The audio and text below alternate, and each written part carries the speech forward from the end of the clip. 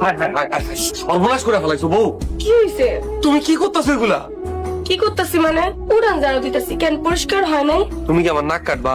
নতুন বউ ঘুম থেকে উঠান ঝাড়ু দিতেছে। সি সি সি সি সি। এইগুলা কি কন? আমি তো সবসময় উঠান ঝাড়ু দেই। তাই বলে বিয়ার পর দিন উঠান ঝাড়ু দিবা? আমি তো নাস্তা বানাইতে গেছি, আর এই ফাঁকে তুমি ঝাড়ু নিয়ে কাম শুরু করে দিছো। নাস্তা বানাইছেন মানে? আমার তো বাপ মা কেউ নাই, তোমার একটু যত্ন আত্তি করবো, তাই আমি আজ তোমার লেগে নাস্তা বানাইছি। আমি থাকতে আপনি নাস্তা বানাইছেন, এটা কোনো কথা? আজ আমি তোমার নাস্তা বানায় খাবো। তুমি আমার নতুন লাল টুকটুক খাবো।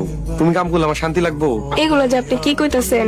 আমি তো সেই ছোটবেলা থেকে এই ঘরের সব কাজ করি। তুমি সব কাম পারো, রূপে গুণে অনন্যা। এখন আও তো, আমরা দুই জামাই বউ মিলা নাস্তা করি। আও।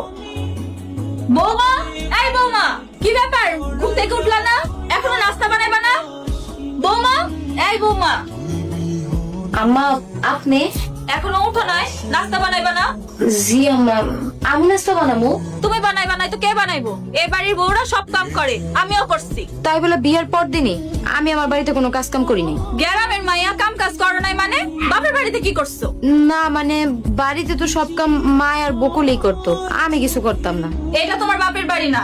যাও উঠান ঝাড়ু দিয়া সবার জন্য নাস্তা বানাও। মিজানের কিন্তু খিদা সহ্য হয় না, আর বলতে না হয়।